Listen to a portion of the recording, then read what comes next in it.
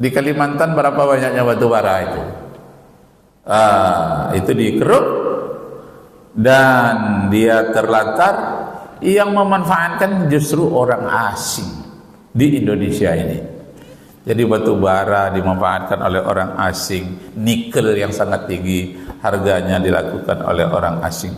Kerusakan dilakukan oleh orang-orang yang rakus, orang-orang asing menggunakannya dengan menipu pejabat-pejabat kita.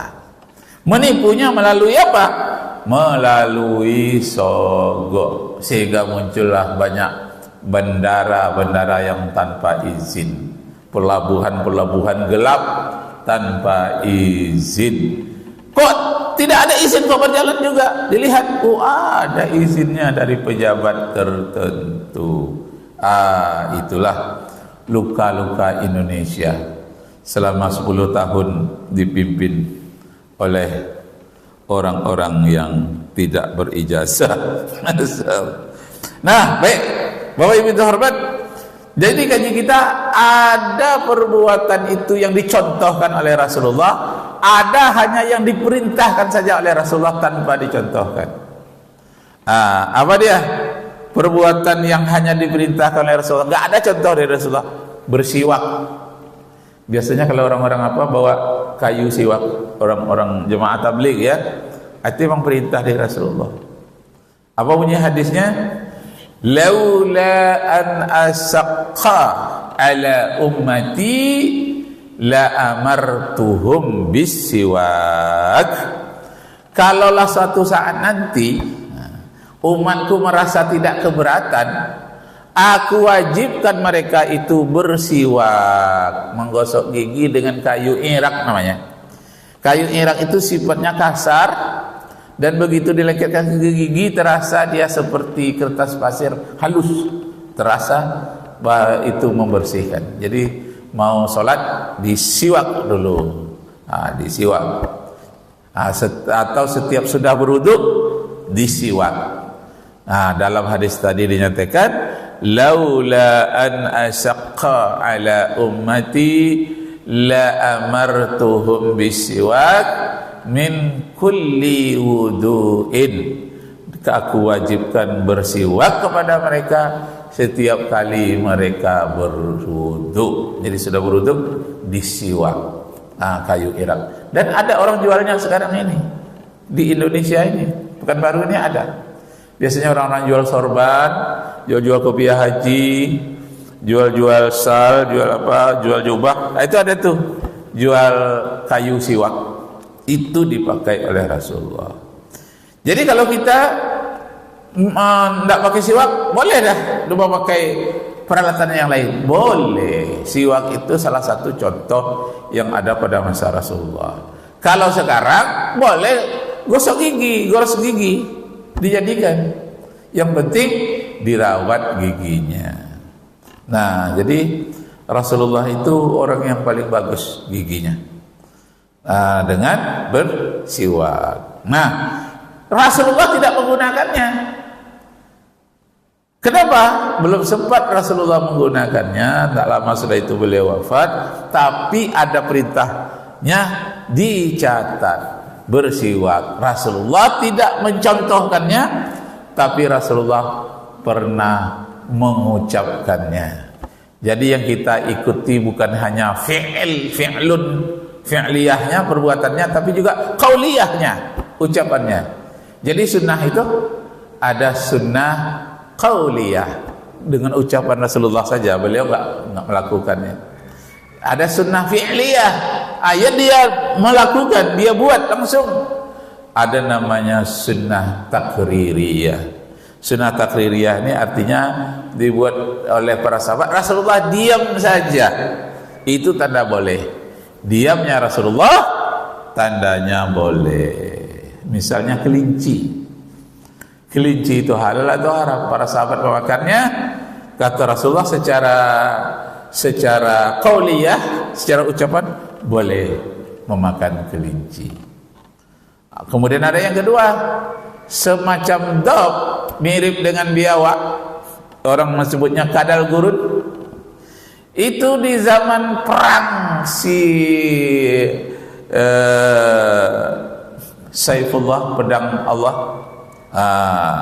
Dia dalam perang itu sulit mendapatkan makanan, tapi mudah untuk mendapatkan dop namanya. Dop ini kudul garan, gurun. Dalam perang selalu itu dimakan oleh tentara-tentara Arab, tentara para sahabat Nabi.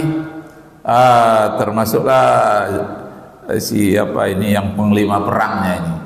Jadi setelah bersama dengan Rasulullah ditangkap itu dop, kadal gurun itu, dibakar, diberikan rempah oleh para sahabat, dan dibawa juga Rasulullah untuk memakannya. Rasulullah tidak memakannya, tapi Rasulullah diam. Nah, jadi diam itu tandanya boleh, enggak dilarang oleh Rasulullah. Itu namanya sunnah takririyah. Dengan diamnya Rasulullah itu menjadi sunnah, dibolehkan. Apalagi suasana pada waktu itu perang, ya, bermacam-macam perang. Rasulullah itu 27 kali perang. Ada yang terjadi perangnya, ada yang tidak terjadi. Ada pula yang musuh melarikan diri. Ada yang bertempur habis-habisan seperti perang Badar dan perang Uhud. Nah, bela beri minta hormat. Yang tak dicontohkan oleh Rasulullah dibuat oleh ulama, ada enggak? Ada. Nah, siapa melakukan? Ibnu Taimiyah. Ibnu Taimiyah ini paling banyak melakukan perbuatan yang tak dilakukan oleh Rasulullah, dan dia buat sendiri. Apa dia? Ini ucapan dari Ibnu Taimiyah. Apa katanya? Man azabba ala arba'ina marratan. Siapa yang melanggengkan atau melakukan terus-menerus, azabba, man azabba, siapa yang membiasakan ala arba'ina marratan, 40 kali kulla yaum, setiap hari, baina sunnah fajar, di antara salat sunat fajar, wa salatil fajri, dan salat subuh. Sudah salat fajar, kita salat subuh, di antara itu siapa yang membaca 40 kali, ya hayyu ya qayyum la ilaha illa anta bi rahmatika astaghiitsu. Siapa yang ingin mengamalkan, ini adalah suatu sunnah dari Rasulullah, kata Ibnu Taimiyah. Padahal Rasulullah tidak pernah melaksanakan. Ibnu Taimiyah melaksanakan bukan saja sebelum fajar, setelah salat subuh sampai matahari terbit, itu saja yang dibaca terus menerus oleh Ibnu Taimiyah. Padahal Rasulullah tak pernah mencontohkannya. Boleh atau tidak? Karena dia sunnah menyebut zikir-zikir kepada Allah, boleh. Itu namanya bid'ah hasanah. Tidak ada contoh dari Rasulullah, tapi kata Ibnu Taimiyah baik. Apa dia? Ya hayyumu ya qayyum, ya hayyun ya qayyum, ya hayyu ya qayyum. Itu bagus dibaca, kata Ibnu Taimiyah, walaupun tidak dicontohkan oleh Rasulullah. Kalau kita membaca itu apa?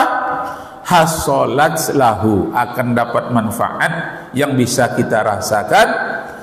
Hayatu qalbi, hidup terus menerus hati kita rasanya, kata Ibnu Taimiyah. Walam yamut qalbuhu, dan hatinya tidak akan pernah mati. Itu disebutkan bid'ah hasanah ini oleh Ibnu Taimiyah di dalam kitab Madarijus Salikin, nama kitabnya Madarijus Salikin. Jadi ada doa-doa yang dirasakan penting sendiri oleh para ulama ini, tak dicontohkan oleh Rasulullah. Itu namanya bid'ah hasanah. Jadi jangan alergi kita kalau ulama yang mengatakan bid'ah hasanah, jangan alergi. Kalau kita yang menyebutkan, iyalah, kita ini bukan orang ahlinya, bahasa Arab dapat sikit-sikit, tapi orang ini hafal Quran, hafal ribuan hadis. Siapa dia? Ibnu Taimiyah. Merekalah yang mengadakan bid'ah hasanah itu. Termasuklah peringatan Maulid Nabi, Isra Mi'raj. Mana pernah dilakukan oleh Rasulullah, tapi dilakukan oleh manusia sekarang ini. Itu kata Ibnu Taimiyah namanya bid'ah hasanah, bid'ah yang sangat baik. Dalam rangka apa itu? Dalam rangka dakwah, mendekatkan diri kepada Allah melalui kebijaksanaan, hikmah-hikmah yang dilakukan oleh para ulama. Begitu juga salawat-salawat, banyak salawat-salawat yang dibuat oleh para ulama ini yang mengambil intisari dari Rasulullah, tapi lafalnya tidak dari Rasulullah, dari mereka sendiri. Nah, itu bid'ah juga hasanah yang baik. Ya Rasulullah, salamun alaik, ya rafi asyani wa taraji. Pujian-pujian terhadap Nabi boleh, dengan bahasa Minang boleh, bahasa Batak boleh, bahasa apapun. Rasulullah tak pernah mencontohkan memuji Nabi dalam bahasa Batak, bahasa Minang, bahasa Indonesia. Nah, yang keempat, khutbah memakai bahasa Indonesia tak pernah dicontohkan oleh Rasulullah, tapi dibuat oleh masyarakat seluruh Indonesia yang jumlahnya sekarang 280 juta. 250 juta khutbah Jumatnya memakai bahasa Indonesia, padahal itu fardu, wajib. Tidak ada dicontohkan oleh Rasulullah. Satu kata pun Rasulullah memakai bahasa Indonesia tak pernah dalam khutbah, padahal itu ibadah mahdhah, ibadah khusus. Kita melakukannya di dalam bahasa Indonesia, ibadah kita, yaitu khutbah Jumat dalam bahasa Indonesia. Tak ada contoh dari Rasulullah, tidak ada contoh dari para sahabat, tidak ada contoh dari mazhab yang empat, tidak ada contoh dari Ibnu Taimiyah, tidak ada contoh dari Nasruddin Albani, tidak ada contoh dari Bin Bas, dan tidak ada contoh dari ulama-ulama Mesir, Mekah, Madinah, tidak ada contoh. Nah, hanya dibuat oleh orang Indonesia. Boleh atau tidak? Boleh. Bid'ah hasanah namanya. Tidak dicontoh oleh Rasulullah, tapi baik, namanya bid'ah hasanah. Ud'u ila sabili rabbika bil hikmah wal mau'izatil hasanah wajadilhum billati hiya ahsan. Ajaklah manusia ke jalan Tuhanmu dengan nasihat yang baik, dan berdebatlah dengan cara yang hasanah. Dengan demikian akan mendapat ridho dari Allah Subhanahu wa taala, dan kita mencontoh kebijakan-kebijakan yang dicontohkan oleh Rasulullah, walaupun Rasulullah tidak melakukannya secara fi'liyah. Demikianlah Bapak Ibu kaum muslimin, jemaah yang berbahagia. Sampai waktu kita udah ya. Nah, waktu kita sudah sampai. Arju minkum afwan in wajadtu fiha khata'at, wabillahi taufiq wal hidayah. Wassalamualaikum warahmatullahi wabarakatuh. Dah Ustaz. Allahu Akbar.